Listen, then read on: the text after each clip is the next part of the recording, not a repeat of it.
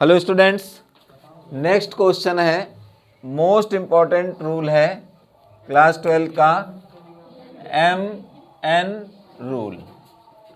देखिए इसका बेसिक क्या होता है, इसको बेसिक से भी समझ सकते हैं। जैसे कभी भी हमको कहीं पर भी इस टाइप का क्वेश्चन दिया जाए, इसमें लिखा हो px + q अपॉन रूट में हो या विदाउट रूट हो ax² + bx + c dx, तो इस कंडीशन में हम लोग पहले इसको t मानने की कोशिश करेंगे। अगर इसको t मानने से ये हट जाता है तो कोई नियम नहीं लगेगा, सब्स्टिट्यूशन कहा जाएगा।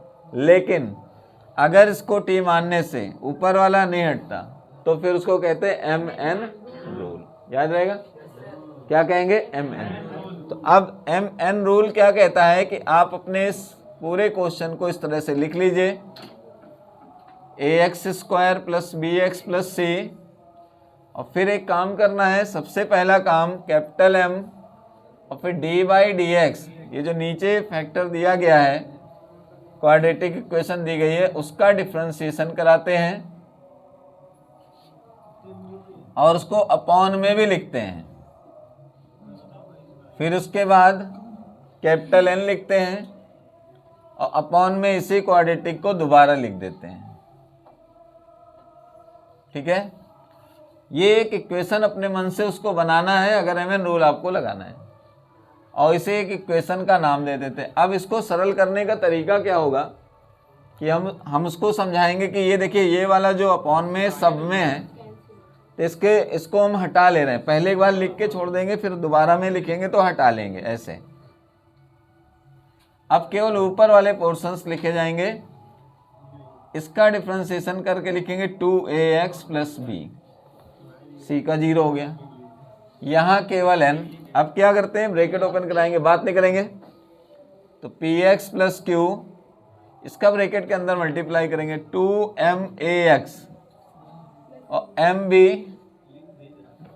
अब x वाले को कंपेयर करेंगे x वाले के साथ, तो क्या है, यहां से m की वैल्यू निकालनी है, तो x से x कैंसिल, तो 2ma = p, तो m आएगा p/2a। इसी तरह n की वैल्यू निकालने के लिए हम लोग इसको कंपेयर करेंगे इस वाले से जिसके साथ x नहीं है, तो mb + n = q। यहाँ पर हम लोग m की वैल्यू इसमें रखते हैं, b × p/2a, इसको उधर शिफ्ट कर लेंगे तो n = q-, तो इस तरह से m और n की वैल्यू निकाली जाती है। इस पूरे मेथड को हम लोग MN रूल कहते हैं, जो कि इस क्वेश्चन को देखने में लगेगा बहुत कठिन है, लेकिन जब हम लोग कोई फैक्टर टाइप क्वेश्चन लेंगे, कोई ऐसा क्वेश्चन लेंगे जिसमें वैल्यू होगी, तो वो आपको सरल लगेगा। फॉर एग्जांपल जैसे क्वेश्चन नंबर मान लीजिए 12, देखिएगा ध्यान से, तो क्वेश्चन नंबर 12 पर फोकस करिए, तो ये मेथड ज़्यादा आपको समझ में आएगा। सबसे पहले जब हम लोगों ने क्वेश्चन नंबर 12 नोट किया, तो इसमें दिया गया था 5x + 3 अपॉन रूट लगा हुआ है तो भी कोई फर्क नहीं पड़ता, रूट दिया हो तो भी कर सकते हैं, रूट ना दिया हो तो भी। यहाँ पर है x² + 4x 10। अब देखिए पहला काम हमारा है, हो सकता है बहुत सरल क्वेश्चन हो, t मानो सॉल्व हो जाए तो वो 1 या 2 नंबर का होगा। ठीक है, तो अब आप इसको t मान के देखिए, तो x² 4x + 10 को t माना गया, ध्यान दें, तो ये हुआ 2x, ये हो गया 4।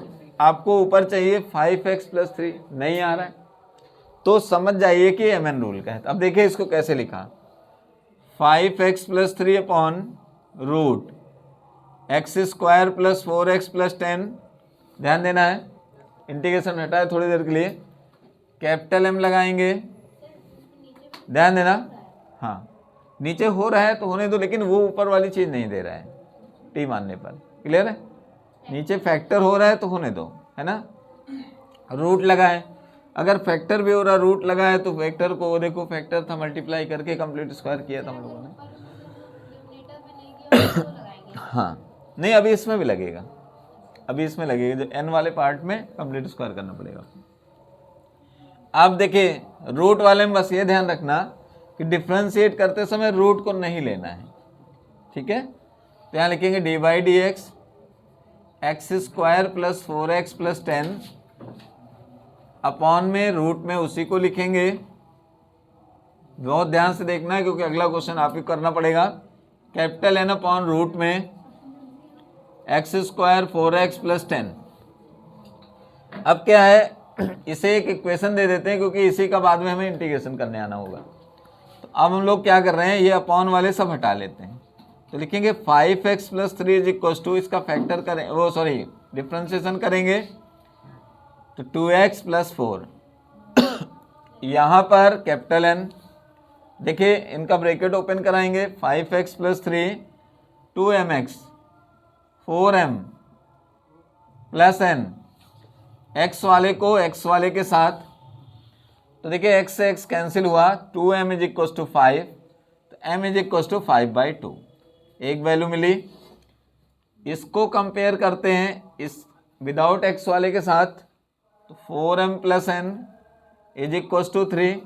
अभी क्या हो रहा है, m की वैल्यू इसमें रखना है, तो 4 इंटू 5/2 से 2 कैंसिल, तो यहाँ बचेगा 2, तो 5 इंटू 2 कितना हो गया 10। तो 10 plus n is equal to 3, तो n की वैल्यू आई 3 माइनस 10 यानी माइनस का सम।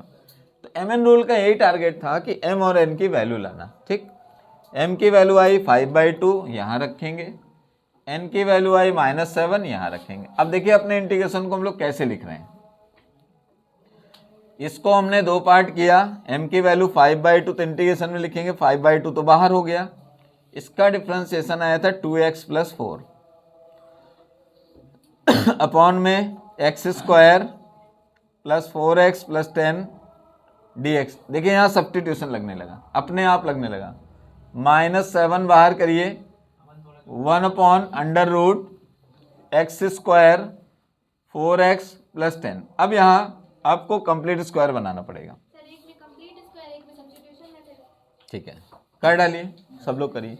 यहाँ देखिए जो नहीं सॉल्व हो रहा था पहले, इसको टी मानोगे हट जाएगा। करिए, सब लोग करिए। हाँ, नोट करके पूरा फाइनल क्वेश्चन करना है।